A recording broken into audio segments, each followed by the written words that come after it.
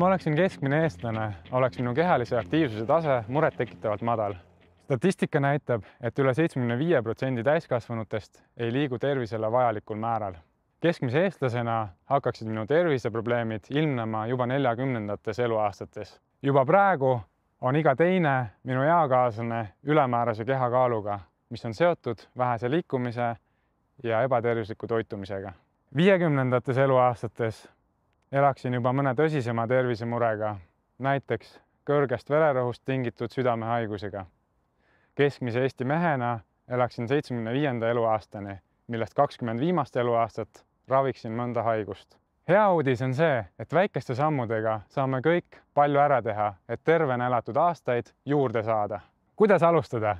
5 päeval nädalas võtame eesmärgiks liikuda vähemalt 30 minutit järjest.